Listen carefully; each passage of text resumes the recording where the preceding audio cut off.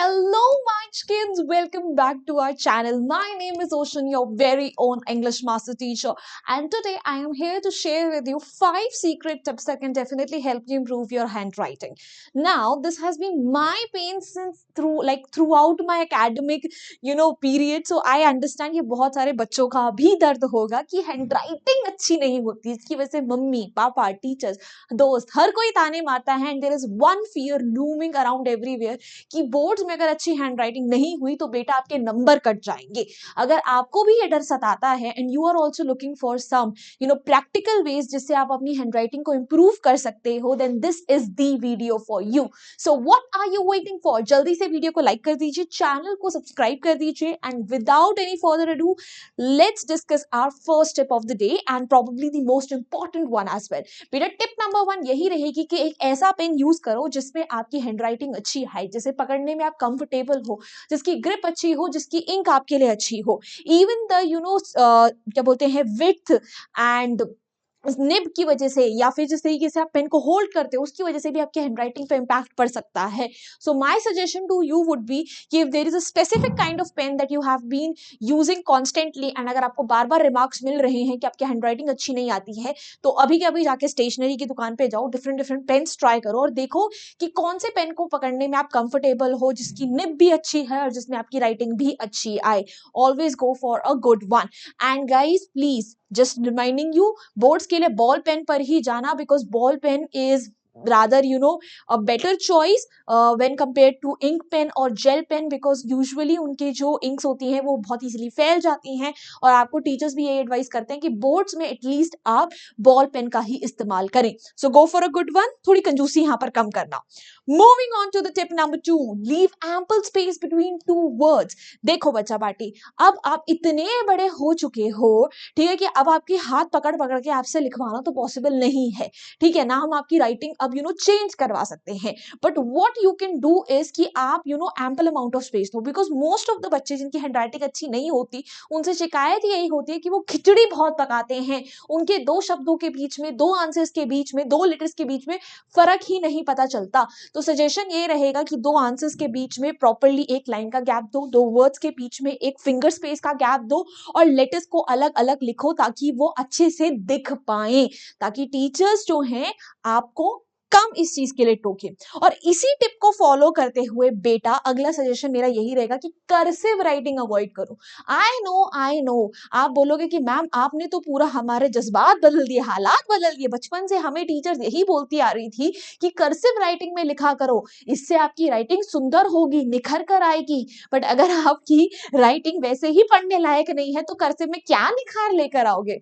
Because cursive writing में बेटा कुछ लेटर्स को अलग तरीके से लिखा जाता है, जैसे टी और एफ के बीच में सिमिलैरिटी बहुत ज्यादा होती है, ठीक है, अलग अलग तरीके से लेटर्स बनते हैं, उन्हें कनेक्टेड रखना पड़ता है, जिसकी वजह से आपकी राइटिंग को पढ़ना और मुश्किल हो सकता है. Let me just break one myth here while we are on this topic of handwriting. Apsara वालों ने ना गलत खबर फैलाई है बच्चों के बीच में कि extra marks for good hand writing होता है. ऐसा कुछ नहीं होता है, ठीक है. टीचर्स के पास जो बोर्ड्स की आंसर की आती है उसमें कहीं नहीं लिखा होता कि बच्चे को आपको अच्छे मार्क्स तभी देने हैं अगर उसकी हैंडराइटिंग अच्छी है. यस, इतना जरूर है कि आपकी राइटिंग लेजिबल यानी कि पढ़ने लायक होनी चाहिए, ताकि टीचर जो उसे पढ़ रहा है उसे समझ पाए, उसे बहुत ज्यादा मेहनत ना करनी पड़े उसे समझने में. तो यही आपका गोल है. आपका गोल ये नहीं है कि आपको सुंदर सुंदर अक्षरों में लिखना है. आपका कैलीग्राफी का वहां पे कोई कॉम्पिटिशन नहीं चल रहा है. तो लेटर्स को अलग अलग लिखो और इस तरीके से लिखो कि वो आराम से पढ़े जा सके. अगर आपने ये गोल अचीव कर लिया तो आपका मतलब बस नैया पार हो चुकी है और कुछ आपको हैंडराइटिंग पे वर्क करने की जरूरत नहीं है, until and unless you want to opt this career professionally, ठीक है. अदरवाइज समझ में आनी चाहिए राइटिंग, डॉक्टरों जैसी होनी नहीं चाहिए कि टीचर जो है वहां पे फार्मासिस्ट को ढूंढ रहा हो, प्लीज कोई इसे पढ़ के बता दो, बच्चा एमबीबीएस करे बिना यहाँ पे डॉक्टर बना पड़ा है. So this shouldn't be the case. Writing should be legible. इसके लिए कर्सिव राइटिंग को अवॉइड करो, प्रॉपर स्पेसिंग दो हर जगह ताकि डिफरेंशिएट कर सके के लेटर्स और डिफरेंट वर्ड्स और आंसर्स के बीच में टीचर्स। मूविंग ऑन बेटा, next step, do not insert extra words after writing an answer. ठीक है, this is one mistake that a lot of kids out there do. And क्या बात बोलूं यार, मिस्टेक की क्या बात है, हो जाता है कि कई बार आप आंसर लिख रहे होते हैं और उसके बाद पढ़ने के बाद में आपको समझ में आता है रिवीजन के टाइम पे, अरे ये मिस हो गया, ये गलत हो गया, तो बहुत ज्यादा घुचड़ मुचड़ करके काट देते हैं, एरो लगा के ऊपर कुछ लिख देंगे, I am sorry, let's just cut it. हाँ, तो बहुत ज्यादा घुचड़ मुचड़ करके लिख देंगे, उसके ऊपर बहुत ज्यादा कटिंग कर देंगे, तो ऐसा करना प्लीज अवॉइड करो। ठीक है, हमेशा अपने लेटर्स जो हैं थोड़े छोटे लिखो, लाइक बहुत छोटे भी नहीं कि माइक्रोस्कोप से देखें, बट इतने छोटे लिखो कि अगर बाद में आपको कुछ इंसर्ट करना हो तो वो प्रॉपरली आप ऊपर नीचे लिख सको, उसकी जगह होनी चाहिए। वरना अगर बहुत बड़ा सेंटेंस भूल चुके हो तो सजेशन रहेगा कि उस आंसर को दोबारा लिख दो, रादर कि आप उसी में खिचड़ी पका रहे हो और टीचर को आगे जाके चेक करते हुए कुछ समझ ही ना आए। So please do not make this mistake as well. Answers ध्यान से लिखना पहली बारी में ही, ठीक है। और अगर कुछ कट भी कर रहे हो तो बस एक लाइन मारो कि हाँ ये कट हो चुका है, कैंसिल हो चुका है, उसी के ऊपर मक्खी का छत्ता बनाने की जरूरत नहीं है, मधुमक्खी का है कि बिल्कुल ही जगह नहीं छूटनी चाहिए, कि टीचर को दिख नहीं जाना चाहिए कि यहाँ पे मैंने लिख क्या दिया था पहले प्लेस में। So do not make this mistake, alright. And बेटा last but not the least, always carry 2 different coloured pens with you. Obviously बच्चों के लिए ब्लैक एंड ब्लू ही सजेस्टिव होता है, ताकि आपके टीचर्स जो है कंफ्यूज ना हो, ठीक है, कि कौन सा क्वेश्चन नंबर है, कौन सा आंसर है। आप ताकि इंपॉर्टेंट पॉइंट्स को हाईलाइट कर सको, कीवर्ड्स को ब्लैक पेन से बीच में लिख सको। तो even if your writing is not very legible, तो टीचर को पता हो कि उसे उसी पॉइंट पर फोकस करना है, क्योंकि बच्चे ने वहीं पर अपने सारा का सारा कीवर्ड्स लिखे हैं। So always do this thing, ताकि आराम से आपकी पेपर प्रेजेंटेशन बेटर हो और टीचर को उसे पढ़ने में आसानी हो। क्योंकि अगर टीचर के लिए वो आंसर पढ़ना आसान है तो उसके में से आपके लिए नंबर ढूंढना भी आसान है। जितना आंसर को पढ़ना मुश्किल होगा टीचर के लिए, उतना ही टीचर के लिए मुश्किल होगा कि वो आपको नंबर भी दे पाए। That's the entire goal mindset whenever someone is advising you कि प्लीज आपकी हैंडराइटिंग अच्छी होनी चाहिए। Just always keep that in mind कि आपको बस लेजिबल बनाना है, और ये टिप्स ऐसे हैं जो आपकी राइटिंग को लेजिबल बनाएंगे, ठीक है।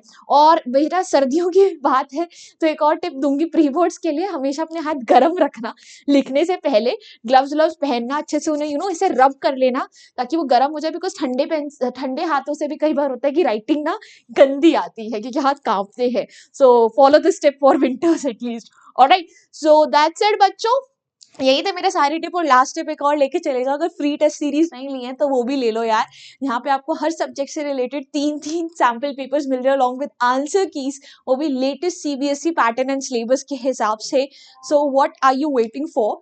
You got to do nothing, just go to the video that you guys are currently watching and click on the first link given in the description box. ऐसी स्क्रीन कुछ आपके सामने खुलेगी जहाँ पे आपको बाय नाउ पे क्लिक करना है। एक्चुअली कुछ बाय नहीं करना है, बस प्रोफाइल बनानी है, ठीक है। और आपके पास आंसर की सैंपल पेपर सब मिल जाएंगे। So make sure you do that as well. And at last guys, this is our Telegram channel, join our community over here as well. The link is given in the description box. यहाँ पे आपको रोज PDF, notes, reminder session के सब मिल जाएंगे। Also this my Instagram handle, feel free to ping me over here as well. Lastly, if you enjoyed this video and found it helpful, hit the like button, share it with your friends, and do not forget to subscribe to our channel. So bye bye guys, hasta la vista, फिर मिलेंगे पढ़ते पढ़ते।